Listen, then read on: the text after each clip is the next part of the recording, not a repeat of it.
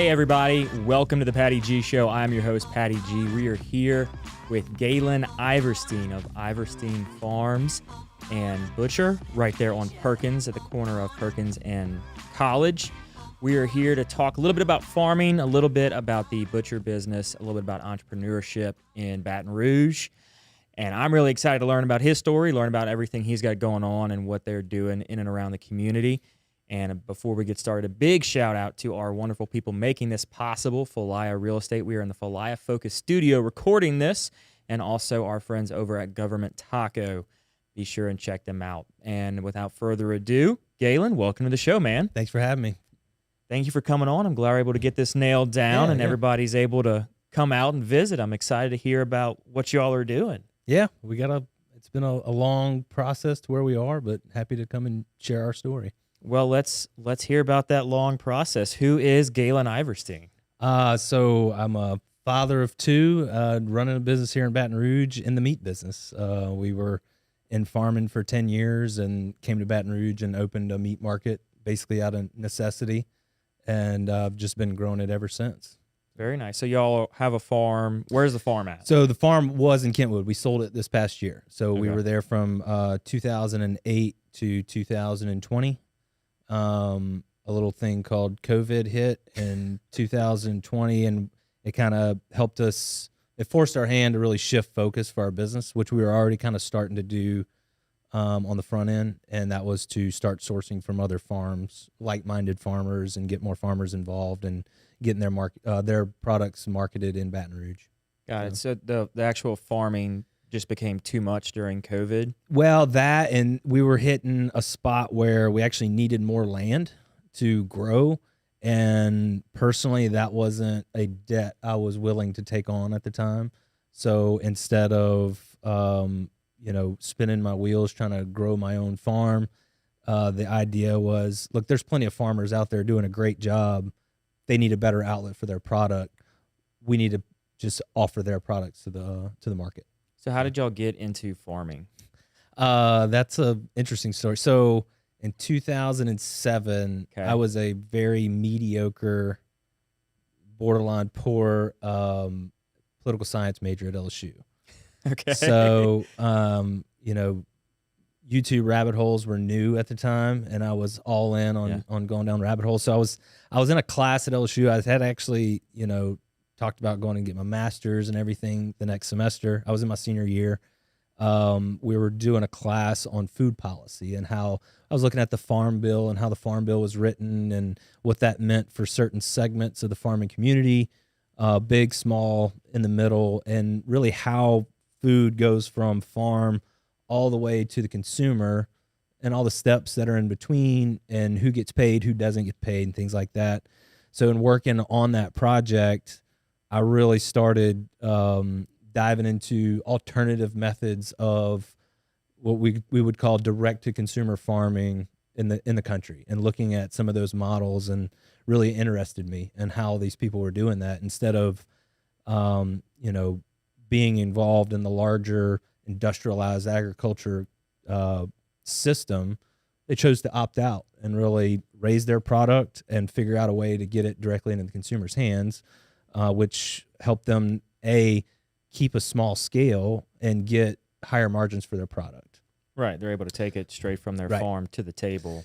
So in doing that, I did some research. I went and worked on a farm in New Hampshire for a little while. How do you find a farm in New Hampshire? So Baton Rouge? Interestingly enough, there's a website called it was set up by Sarah Grant. I'm trying to remember the name of the ATRA is the.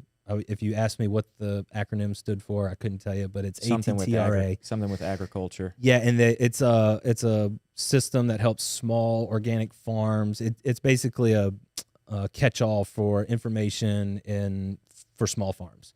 And there's a posting board on there that offers internship opportunities and jobs. And I figured if I'm going to go intern on a farm, let's go somewhere I've never been before. So it was a small farm in New Boston, New Hampshire. I went up there, worked a year, basically just to figure out if I had the fortitude to get up and farm every day.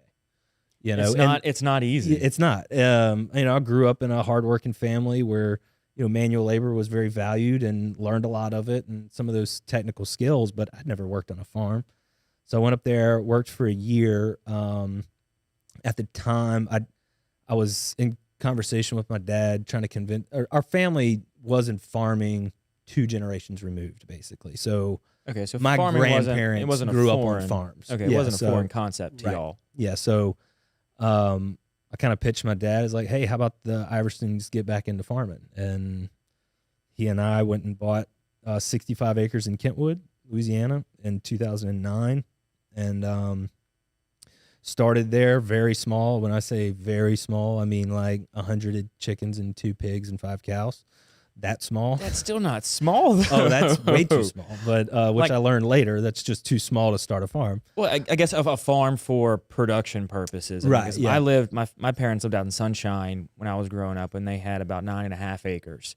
And we had, I think, 60 chickens, and we had about 10 to 12 dairy goats, 2 cows, and like 4 or 5 horses. Right. So that to me is for a very a family, small farm. that's enough. Yeah, but for me to try to build a business, you need a little bit more. We need to grow, and quickly. So from 2009, I mean, when I say started a farm, we were starting raw land. So you just bought 60 acres raw land. Very little infrastructure. The good thing is there was like cattle handling facilities, fence, the basics. Yeah, because putting up 60 acres of fence is not cheap. Well, there was no water, so that was a challenge too. So so basically from 2009 all the way to 2016, we just kept growing the farm. Every year, more animals, we bought more land, kept expanding. And around 2014, in that period, we were going to restaurants and farmers markets with all of our products.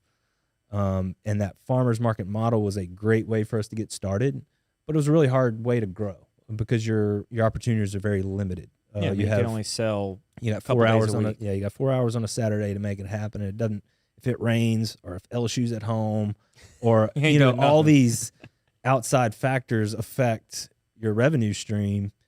I need to insulate myself from that and create more opportunity.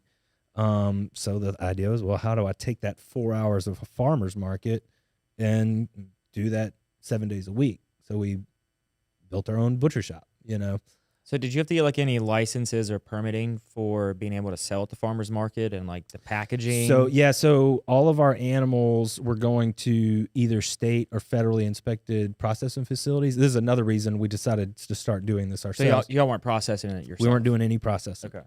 So we would bring animals live to the slaughterhouse, and we would give them what's called a cut sheet. So here's how we want it cut. Here's how we want it packaged. Mm-hmm. And then we had a state approved label that would go on those products. That being said, once I go to the farmer's market with that product, if it's in that package, that's it. Let's say I have a 6-pound Boston butt. Somebody wants a 4-pound. Sorry, I can't open the package. I get you getting 2 extra pounds. So, that was the second reason we said, man, we got to get more creative on how we're doing this. Also, my freezer's filling up with all the leftover fat heads, things like that. I need to add value to that. And we can get into this later, but taking the life of an animal is a very serious thing. Right. And I want to make sure that animal is respected on the back end by making use of all of it. And I don't have that ability. I got to create that ability, So around 14, we started planning, hey, let's build a butcher shop in Baton Rouge. There isn't one. There isn't. I mean, like, smaller grocery stores have an in-house butcher, but there's no one specifically dedicated to doing it. Yeah, and no one bringing in whole carcasses. Yeah, everything else is coming in box primals, ready to put a knife to. They're ordering cuts already pre-done, and they're just repackaging them and doing little or smaller cuts instead of bringing the whole carcass. Yeah, so I mean, meat processing has in the past 40 years, the history is really consolidated. For those grocery stores to have better margins, that's what it comes down to. Around 14, we started planning it. We opened that in end of October of 2016. So we opened then, and I've been there for 6 years now. Yeah. So we started in October of 2016, and it proved to be the right move for us. It helped us grow from 16 all the way to 19. We were 100% self-sourced. All the beef, That's awesome. the pork, and the chicken was coming from our farm. And around 18, 19, we really started to grow a little more. We started a subscription service, and we needed more product. So we started reaching out to other farmers, vetting them based on, I was the one communicating with our customers for 12 years. So it was really important to me that when I'm going to take someone else's product that I didn't raise and bring it to my customer, I need to be able to trust that that product is just as good, if not better, than what I can produce to bring to my customer. Yeah, I mean, it goes from you knowing the entire life story of that animal to now only seeing the end of it. Right, yeah. And I wanted to vet these farms and make sure they're the real deal, and doing everything like we did, and started, there's some great farmers in the region doing great work, and we're proud to work with them now. So they're all like around Baton Rouge, yeah, or they're all Louisiana? Mississippi. So most of our beef, our grass-fed beef cattle are coming from a farm up in Mississippi in Como. A lot of the reason for using them is, when COVID did hit, the pressure on these smaller slaughterhouses went way up, and we were losing our processing dates with them. The benefit of this farm up there is they have a USDA inspected facility on farm, so we never have to worry about a kill date. It's more humane because that animal walks right out of the field and has one bad day.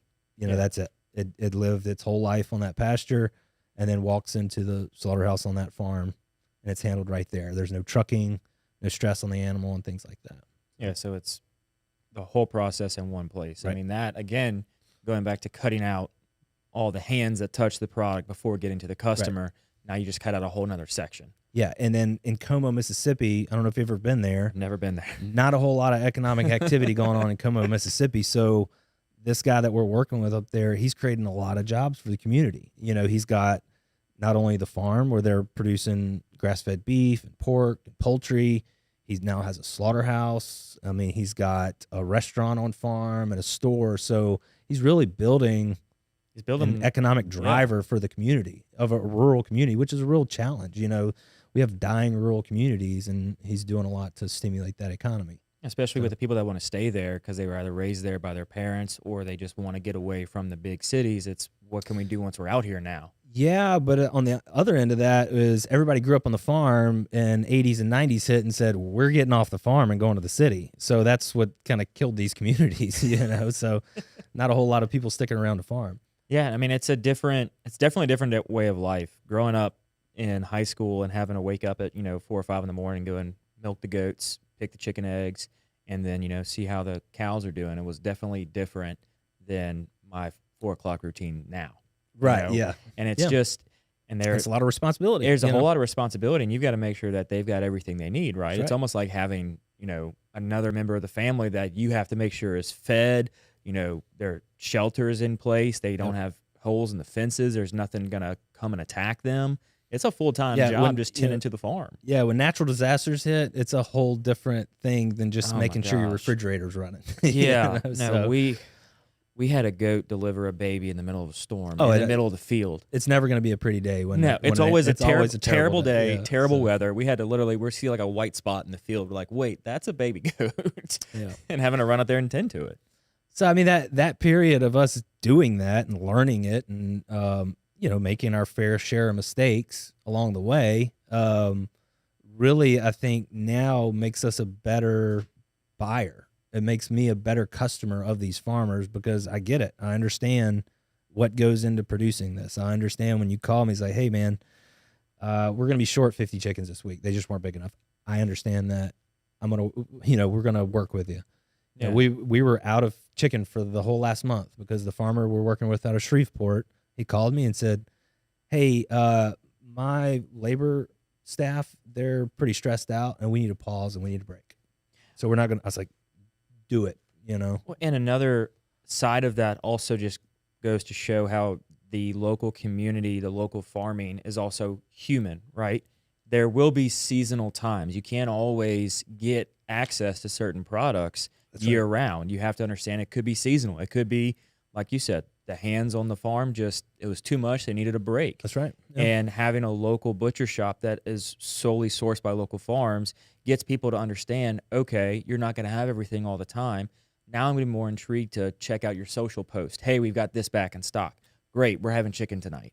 Instead of, oh, we're just going to run to the grocery store and grab a chicken where they have 1,000 of them. We want a local product and we know we can only get it at a certain time. It creates that demand, which then drives the value of it up higher. Yeah, and I mean, not everybody gets that. And that's our challenge on a daily basis is like, being a whole animal butcher shop, there's only so many fillets on a cow. On a 750-pound carcass, we're talking maybe 12 pounds of fillet. When they're gone, there's gone. There's not much I can do about that. And try to communicate that to a customer. That's our job, and that's what we're there to do. But some people just don't care, and they want that fillet. So it's really our job as butchers behind that counter. They came in, they're looking for a fillet. We don't have it. It's not that we're out of fillet. We have this. It's right. It's educating them on other cuts of meat. And that's what I think. What people have gravitated towards us over the years is learning. Oh, you can get a fillet anywhere, but you can't get a picanha, a tri-tip, a flat iron at every grocery store. I'm going there for that thing. So. And you can't call in and say, hey, can I get a special cut of meat? Do y'all have this cut? Right. You can show up to a grocery store and say, hey, what do you have in the back? Right. And I say, oh, we've got all this. And that's a big part of our business. People call in, put it aside for me. People have kind of learned of like, hey, if I want that particular thing, I better call ahead. Yeah, and it builds that routine, that consistency of when people go and buy their products, they know what they want, and they say, okay, let me call up Iverstine. Hey, what cuts do you have available? Let me plan my meals around that. That's it. Yep, and that's what it's all about. Like, and you go back to the trust thing. People trust you, and when you tell them, here, take this, treat it this way, cook it this way. Here's a rough and dirty recipe, and they bring it home. Half the people at dinner never heard of the cut. And it turns out fantastic. Now all of a sudden they look like a rock star, and they're like, "Hey, I'm going back to them for all my meat." Yeah, I mean, it's not only are you selling products, you're selling an educational system of people around different cuts and different produce that are available locally here around the community. And it's service. That's it frustrates me on a daily basis going in places and the craft and the art of service is just lost. And that's what's very important about our business is. People want service, and they want to when somebody walks through that door, I don't care what you're working on, that's now the most important thing in the day. And that's a challenge for us because, and we designed the building probably not correctly to where, a butcher has the eyeballs of a customer, which it's great. They can, I don't know if you've been in the shop, we have a big window. It looks straight into them working, but when somebody walks in, you need to drop what you're doing and tend to the customer, Yeah, you need to see what they need, and maybe what you're already working on can be part of their order, and it's also y'all have a great community that's starting to grow and expand right there, right across the street from y'all, with that Roseanne developing right there. And having the Sprouts, are y'all still selling to grocery stores and restaurants, or is it now strictly out of the... We have a handful of restaurants. Most of what we do is right through the door or delivered to your door. So we do the subscription too. So how did y'all get into the subscription? I mean, I know now when people think of Butcher Box or subscriptions, that's the best thing, but it kind of almost sounds like y'all were doing it a little bit before the hype. It all kind of happened at the same time. Like y'all created the hype? No, I doubt that. Well, I mean, Butcher Box was already trademarked by the time I came along, so we couldn't use that one. We call ours Butcher Bundle. So, I love the play on it. Yeah. So, in Baton Rouge, there's always like one of the big reasons we started the shop was we would hear from people, particularly like my age now, of I can't make it to the shop to the farmer's market on a Saturday. We got soccer and a 5K and all, I got to, life. Yeah. It gets in the way of you making it to the farmer's market. I get it. So how do we mitigate that? Give you more opportunity to come buy the product at my own store. Well, then, 3 or 4 years in, then you start hearing, well, I'd make it over there, but the traffic's bad and the this and that. I'll go a step further. I'll bring it to you. How about that? I'm going to eliminate every excuse you have for not buying our product. Click or call, That's place right. the order, and it'll show up at your doorstep. So, yeah, I mean, looking at your metrics, you're going, all right, where's room to grow? We have a rough estimate of like what kind of foot traffic can physically come through your space in a day. What do we haven't thought about bringing it to them? So it's a flat rate box where it's that gets delivered directly to your door. And so y'all tell them what's coming, or is it like a mystery? It's a little bit of a mystery. We kind of have some parameters that it works in. So ours works where it's about a 12-pound box that's comprised of usually between 6 and 8 items, depending on the value of the items in the box. But in each box, you're always going to have ground meat. You're always going to have smoked sausage. You're always going to have some sort of chicken, whether that's leg quarters or whole chicken. And then we always put something in there for breakfast. So breakfast sausage, bacon, breakfast patties, something like that. And then from there, usually some sort of a roast, steaks, chops, and things like that. So we'll kind of rotate those items. So if you get a beef roast and pork chops this month, next month you're going to get beef steaks and pork roast. So kind of keep that. Well, it also gives you the opportunity to get more creative with other cuts of the Sure. animal that maybe not be selling as well. Exactly. It helps us manage our inventory. And so do y'all stick like recipes in there? Yeah, so it's all through email, but no physical paper, but they'll get a email notification, hey, your delivery's coming tomorrow. This is one of the cuts that's in your bundle that you may not be familiar with. Here's how you cook it. Yeah, I think that's brilliant. With somebody who gets like, if I look at a piece of meat that I don't know what it is, I'm like, what am I supposed to do with this? And now, oh, okay, well, let me go ahead and cook that. When it's funny, because like when we originally had the idea and launched it, it was really, we were trying to target the outlying areas, Central, Zachary, Baker, Livingston area, and stuff like that. We have customers within a mile that we're delivering to, and I've kind of asked them, like, you realize, hey, it's probably cheaper to come in the store and buy it, and you're a mile away. Like, hey, we just like, the convenience of I don't have to pick anything out. You've picked out the meat I'm eating that month right there. That's no more thought. Box. Yeah. It's like the new TV box dinners, except now you can like cook it yourself. Right. Like the Home Chef, the Blue Aprons, like the box kits that you purchase on a weekly or a monthly basis have kind of become a big thing now because people don't want that added stress of what am I going to cook this week. Right. Now it's, we've got this subscription package. We know that Galen's going to package it with stuff that we're going to have fun to cook with. It's going to be something different. It's not going to be the same thing. We're not having tacos 5 days a week. We're not having our normal go-to meal 5 days a week. Yeah, just We've got some flexibility now. Right. One less decision you have to make in the month of what's the meat we're buying. Right. And so do you all deliver everything yourselves? Yeah, we self-deliver. Yep. So how is that? How are the logistics on that? It's really not that bad. So we use some really whiz-bang software that maps it out for us, puts a pretty good route together. And the way we do it is instead of like, so let's say you signed up today, you'd be automatically assigned to next week's delivery. Okay. And then that's the week of the month. From there on out, that's my week. And so my next week is the second week of the month. Second week you're of the month. You're going to get your delivery second week of the month every month. Okay. And then, so that kind of helps us spread it out a little bit over the month instead of being slammed on 1 week. We can kind of slam. And then we've kind of gone to some customers that are in really remote areas and been able to combine them regionally. That makes our routes work a little better. But yeah, I mean, it works really well. So do y'all ship outside of the state? No, we do East Baton Rouge Parish, West Baton Rouge, Livingston, Ascension. Have y'all looked into doing outside of the state? We have. Because we got a pretty heavy audience in like the Houston, Dallas area as well of this show. So that's why I'm the curious. way I handle that. So we have so much, and the way I look at this, it's so expensive to do that. It is. And the only way I can do it is pass it on to the customer because that's not a cost that I can eat of shipping. Pardon the pun, but that's not a cost that I can eat on that. So it's you're going to end up spending a lot of money on your meat. And we have a lot of market in Baton Rouge that we haven't penetrated. So why do I need to... The incentive's not there. Right. Why do I need to start shipping meat when I have eaters in Baton Rouge I need to go after first? So that's kind of my philosophy on that. Yeah, so. You could be the mayor of your hometown before trying to be the president of the country. Yeah, exactly.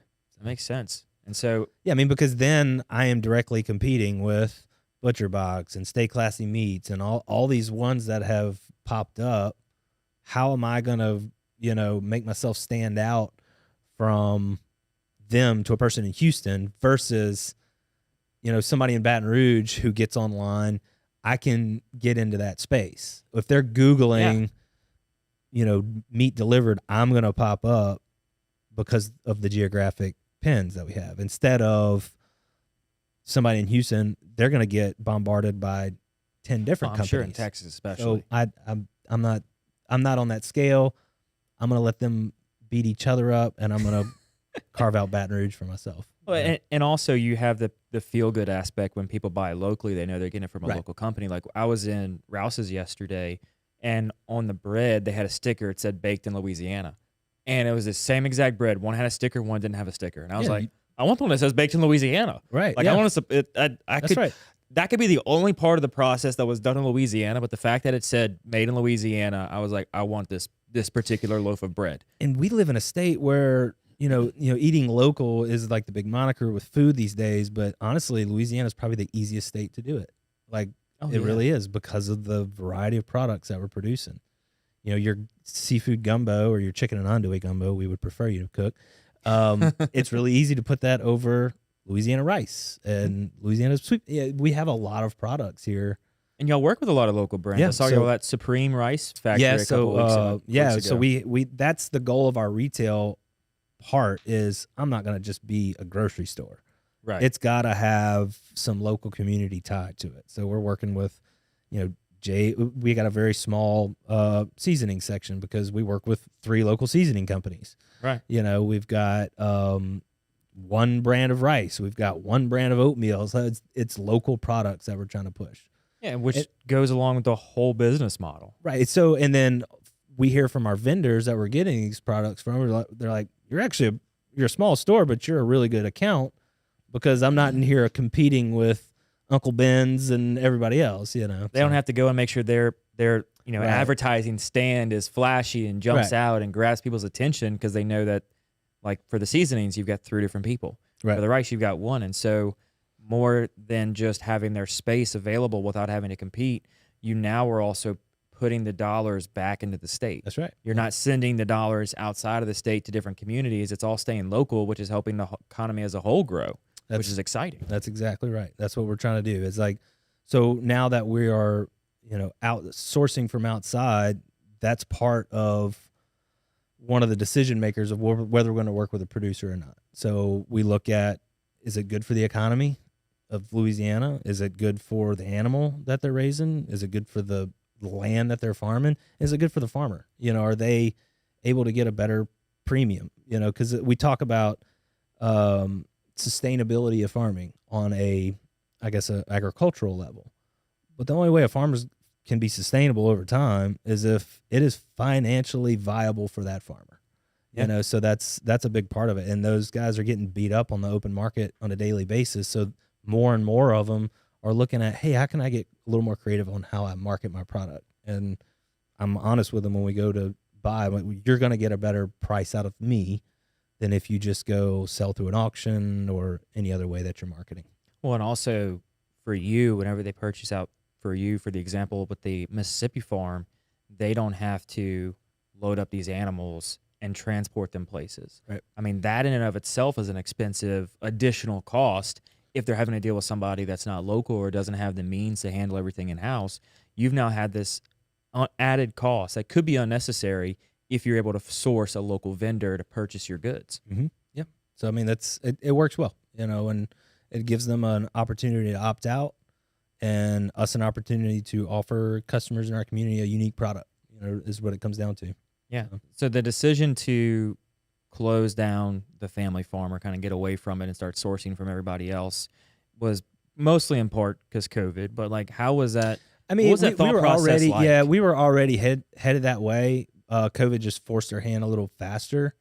I was spending a lot of time on the road. I live in Baton Rouge. That's a far drive. Yeah, I was driving an hour there and back every day. I was spread thin, honestly. I was getting really spread thin. Nothing had my 100% focus. And when we started sourcing from other farms, I was like, look, they're making really good product. Our farm is very expensive to run. It really is. A farm, and like when I said we started at zero, we didn't have a tractor for 3 years because we couldn't afford one. I ran all the water lines. I mean, it was built from the ground up. Built with your from hands. the ground up. Yeah. So while it was a hard thing to walk away from, it definitely was the right business move for our business. And I mean, my quality of life went up. I can tell you that. My wife sees me more. My kids see me more. So it's been good all the way around. Yep. Yeah. I mean, that's one of those decisions that kind of, you get to the point in your business where it becomes almost like an aha, like, oh, duh, type of decision. Right. Like, why are we doing this when, you start looking at your numbers at that point? Like, is it financially feasible to make this happen? Okay, if it still is, that's great, but what about the time it takes? Is that worth it? Like you said, being able to see your family more. I mean, that, especially from an entrepreneur that is just starting out a business or maybe is heavy into their business and looking for the next expansion, their time is valuable more so than what a check is ever going to pay them back. Yeah. And it's allowed me to get in the butcher shop more and really grind on the numbers, on being more profitable there. And then what's next? Like figuring out what do we do next here? Before that was just not a possibility because I was doing it on two fronts. I was like, well, if I'm going to do it, grow this side of the business, I got to be focused on growing the input too. Yeah. And that when you say grow, expand your inputs, that's a 3-year process up there. It's not like you can just flip a switch and all of a sudden have more cows available. And that's what we ran into at COVID was when the grocery store's shelves started going bare, the last thing I wanted to do is be the shop. I wanted to be stocked to prove to our customers in Baton Rouge and the Baton Rouge community that these local food systems that we're building are more resilient and they're stronger than these big global meat supply chains. We can pivot. We have more flexibility and we are going to stay stocked. So when we started reaching out to other farmers, I was like, okay, this is our direction. Here's where we go. So. Yeah. And you can also prove that the less hands are in the system, the easier you are to adapt. Yeah. And say, no, we've got a constant supply. It's not stuck anywhere. Right. Yeah. We're still running the vehicles. We're still getting the animals. The animals are still growing on the farm. Yeah. It's not like, COVID hit. Well, the animals just vanished. Right. Like they're still there. Exactly. Yeah. I mean, that was across the country. But on the other hand, it didn't mean that I all of a sudden had you didn't more have animals available. You didn't have a bulk. I had to People start started reaching out. sourcing. Exactly. So, and that's also exciting that you're able to continue for what some farms, like you said, you're 2 generations removed from farming. Farming is a generational business. Oh yeah. It's not, I mean, with the exception of a handful of people, it's not one day you wake up, and go, oh, I want to open a farm. It's you're born into it. Or you have family heritage that was, okay, farming something our family knows, let's just go back to that. Right. Yeah. So, I mean, the other part of that is access to capital to say you're going to do that. Like it's expensive. It's very expensive, and banks will laugh you out of the office if you go and say, hey, I want to start a farm. Like, okay, well, the benefit of being a generational farm is you've got the equity of the land. You usually have the equipment paid for, and it's not easy. I'm not saying it is, but the path is laid out a little more clearly. Yeah, you're not reinventing the wheel. Right. You're just getting on the bike and continuing to pedal. Yeah, and I mean, while that was a challenge, I would have it no other way. Like, I didn't want to start a farm and just grow cows and put them on the open, send them to auction. That's not what I was interested in doing at all. I think about what mine was, when I was in college, like I said, I was a terrible college student, but it came down to what do I want to do? Okay, I want to produce a thing that I have a lot of pride in, and I'm confident in selling it to a person. Well, farming gave me that vehicle, and I wouldn't have done it any other way, I don't think. Yeah, so. And you were able to, again, control your entire production line. Yeah. From the get-go. You didn't have to worry about sourcing different vendors for this and that. Once you got your base set of animals, you were then able to control how much you're able to produce, what you're able to handle, and then you're able to continue to expand the farm. I mean, it's one of those models where, now is becoming more popular with Yellowstone and people watching that TV show. People are seeing a different light of ranching, I guess. There's going to be a lot of ranch foreclosures in 10 years, I think. Everybody's opening one right now, and then it'll close in a little bit. Yeah. But it also gives you, like you were saying, it gives you a lens that is unique from somebody just going and opening a grocery store or a retail environment and sourcing goods. You're able to see everything from the ground up. Like in here in the Fly Focus studio, Barrett wanted to start a podcast. Well, he built his own so he could learn all of the systems, all of the back end. So if later on he needs to hire somebody, he can do that, but he knows how to speak the lingo. Yeah, you better know how everything works. And like just in the past month, like when I say I started, I mean, when I say I started a farm and started a butcher shop, that first 8 years of the farm, that was it. Like that you were the hand. I was it. Like I would go weeks without talking to a human being because I was on the farm by myself for weeks. And then in the butcher shop, it was, all right, we're opening a butcher shop. I better know how to cut meat, so just got in there and started Those cutting YouTube meat. rabbit holes. Yeah, so like in the last, exactly. So I got a funny story about that. So in the last month with, we've had constant interruptions with labor because of COVID and things I've done a lot of the production work. And it's been great. Like I enjoy it, and like getting back in there. It's not the best thing I need to be doing for the business, but I have the ability. And like if something happens, I have the ability to do it.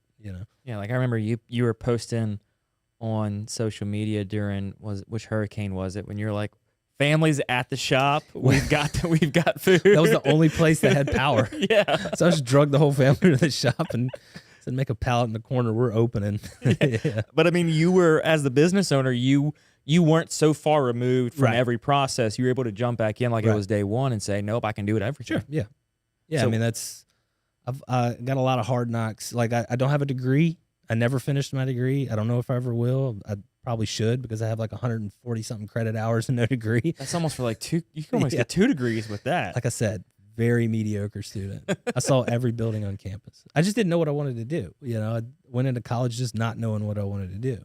Well, and sometimes in an entrepreneur's mindset, they may not know what they want to do, but they know it's not working for somebody. And maybe it takes going through 10 different degree programs, if you decide to go to college, that you realize none of these offer what I want to do. Right. I mean, what class did you take outside of that one that introduced you to the economical side of farming would have shown you how to open a butcher shop? Right, exactly. And I don't even think that doesn't exist. Yeah, I don't think there's one on how to open a butcher shop. Yeah. There might be one on how to open a ranch soon. Maybe we could start a master class on it or something. We could do that. Look, we've got the stuff here. We'll bring in equipment. I just tables. don't think there's a big market for that class. That doesn't matter. Be the master of your own niche. That's it. Yeah. So, what is your funny story about YouTube rabbit holes? Well, so being pretty green and cutting meat, the first week somebody comes in. I forgot what the cut was. They're like, hey, can you cut a so-and-so? I think they were from France or something. So it just had a different name, and we didn't know that. So I looked at our other butcher at the time. I was like, yeah, we can do that. And we ran to the office, watched the YouTube, and then went back to the cutting room and cut it for them. They were none the wiser. So, was it a cut like just that you were aware of but under a different name? Or was it something new entirely you'd never done before? Yeah. Yeah. I think they called it a culotte. And in U.S., they call it the top sirloin.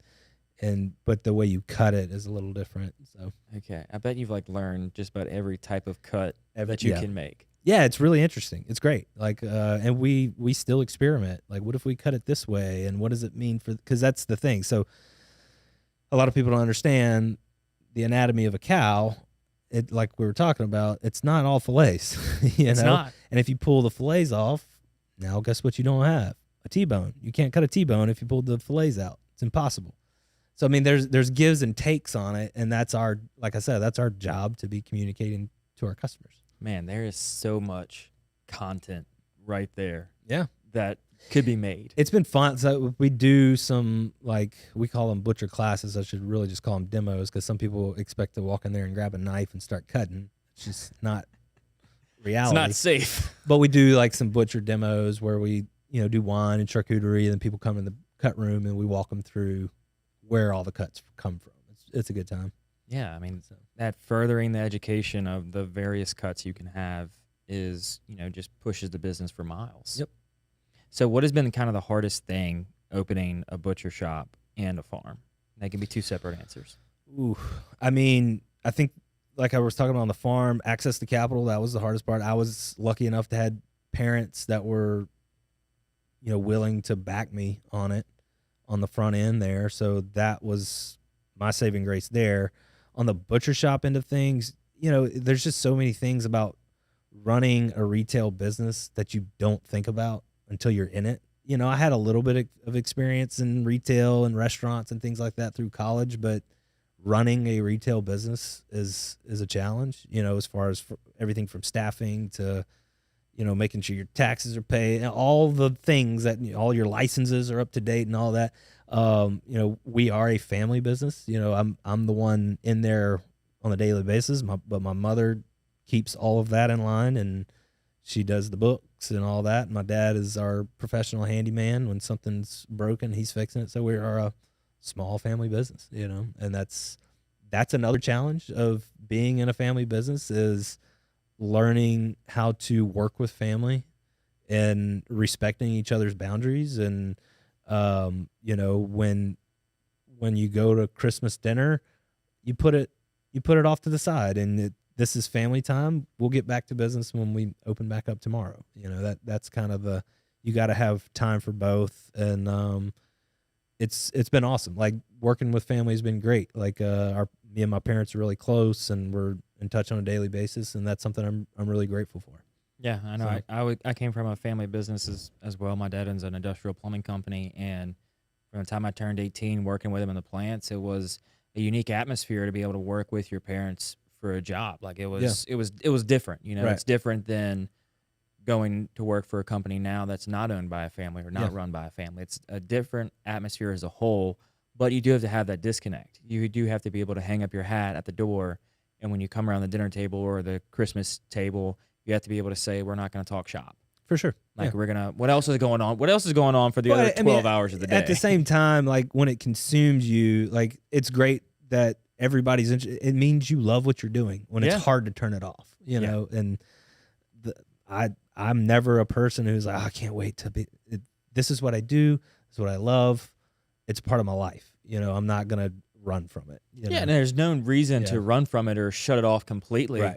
But it's also, if you had a bad day at work, you can't go home and be mad at them. That's whenever it's something that was work related, nothing personal. When I was living on farm and farming full time, like, I didn't take many vacations, and we still don't take many vacations, but that was my wife. She was like, if Galen goes on vacation, he has to do a week, because it takes him 3 days to turn it off. Like, I get that. It takes 3 days. I get that. Because I guess on day 3, you're like, I guess if it burns down, I got insurance. There's nothing. But by day 3, they're like, all right, he's not solving any problems here. We're talking to him on the phone. Hey, Galen, this issues are coming up. Great, I'm 200 miles away. Not much. Figure it out. I got insurance. Let it burn.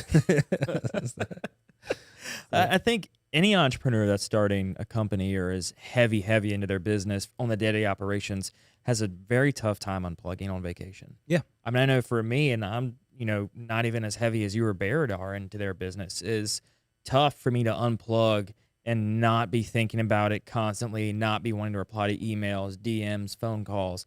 Like, that is a serious struggle of entrepreneurs, is that unplug element. Yeah. That can take a toll not only on you mentally and physically, but also on whatever relationship you have, whether it's through a spouse or your children. Mm-hmm. Like, it's a serious thing. It's not something that, oh yeah, he's a hustler, he's a hard worker, they're a hard worker. It's no, like, they probably have a hard time unplugging, and maybe you need to go and talk with them, say, hey, like, let's go grab a beer and just talk nothing related to work. Like, force you to unwind almost.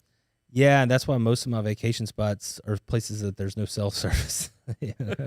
That force, nope, can't get a signal. But that, probably 5 years ago, there was an opportunity when we talked about it briefly, there was an opportunity. I kind of approached my wife and said, do you want to come work for the business? And that was a conversation we had was, no, I really don't, because at night we need to not be talking about business. It needs to be, leave it at the door, and we're with the kids, we're doing dinner, and which I think was a wise decision. Oh, I wholeheartedly agree. My wife and I were the same thing, especially whenever we had our little one come into the picture. Like beforehand, it was, oh, if we were both, sitting on the couch and kind of hanging out, we could pull out our phone and I'd check email or something. But now it's like when you have a kid in the equation, it's my phone like goes on the charger in the bedroom. Good. And like is on loud. If somebody calls, then I can, see, okay, it's an emergency or they can wait till tomorrow. My phone would give people anxiety if they looked at it. I've got like Are you one of the people that leaves everything unread? 16,000 unread messages, and yeah, it doesn't bother me. If they got to get me, they'll get me. Just keep calling. Call is the end all be all. If it's important, you call. If don't not, FaceTime me. Don't FaceTime.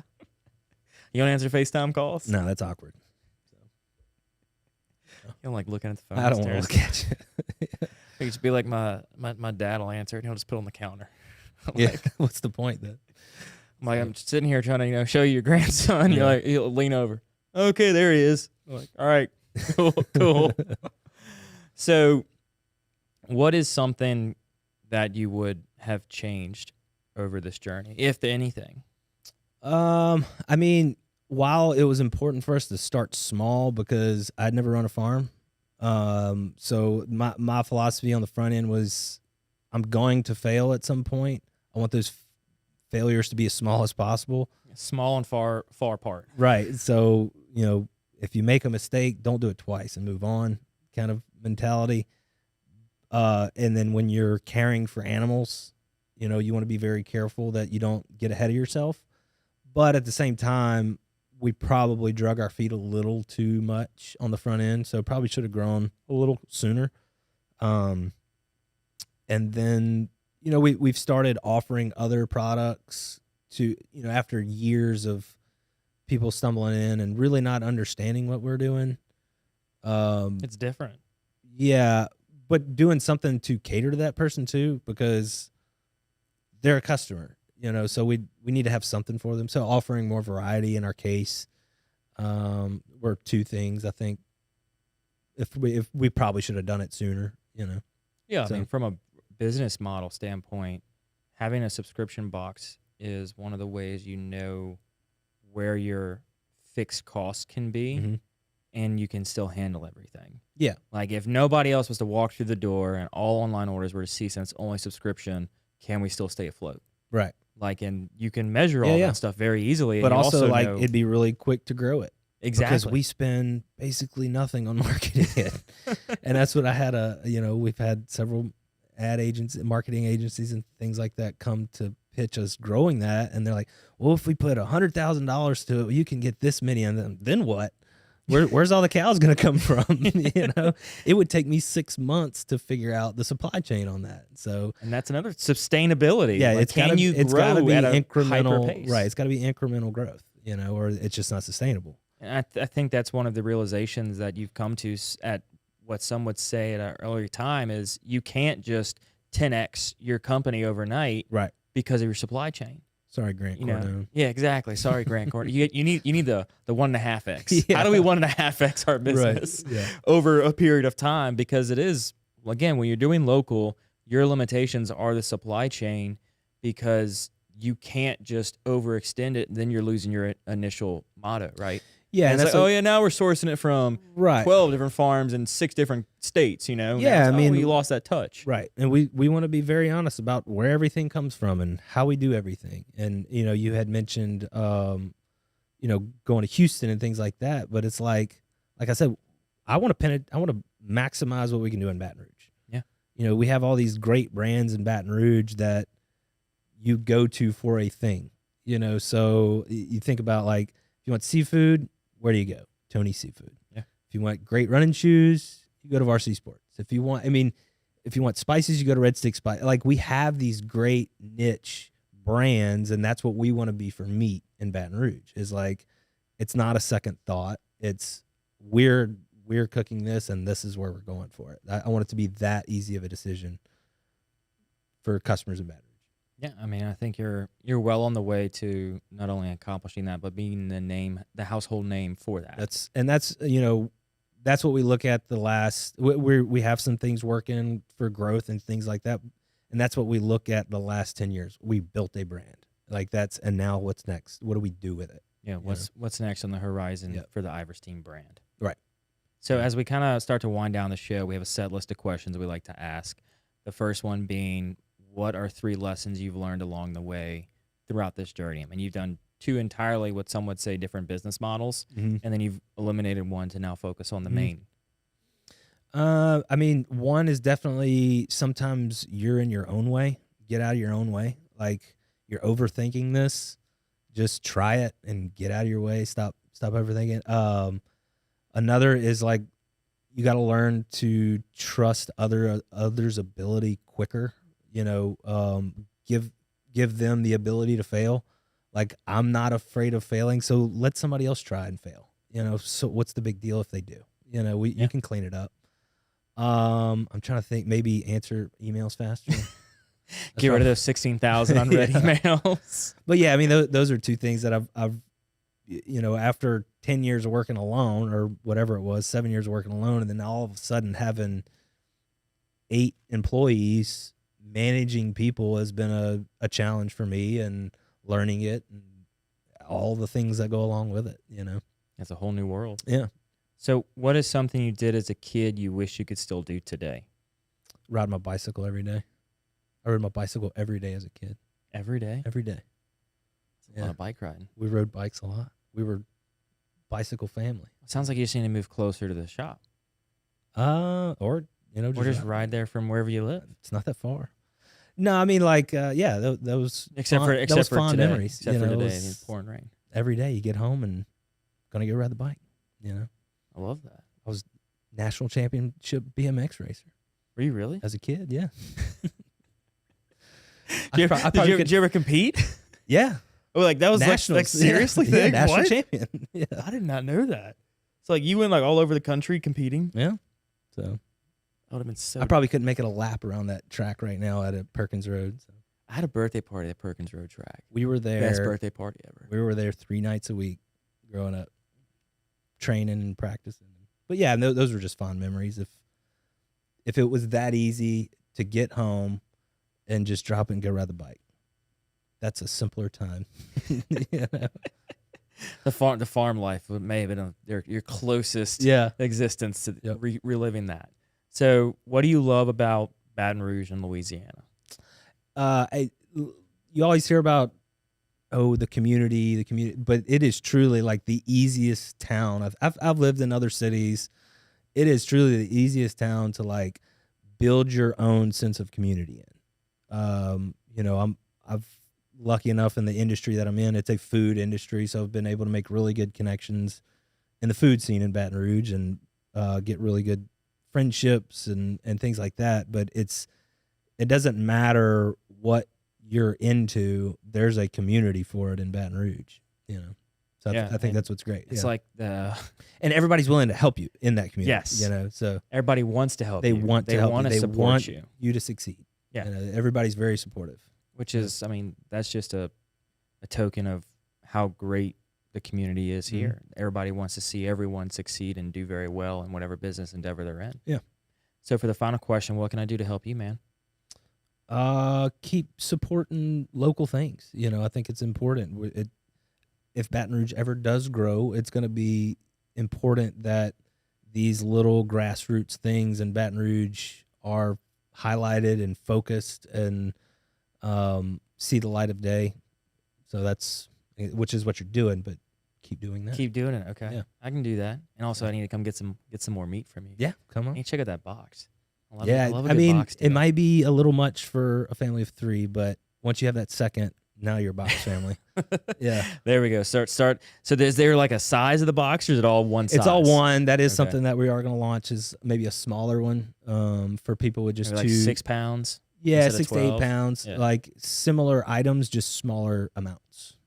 So to you have people with 2 or 3 people at home that we don't have the freezer space, and B, we don't eat that much meat. So freezer space is a hard commodity when you have a newborn. Yeah, and then there was also during COVID, we did a lot of just a la carte home delivery, because you hit the panic button. Oh, we have to close. Oh no, what do we do? You guys start selling something. We were doing it like old school. Send us a fax with your order and we'll deliver it to you.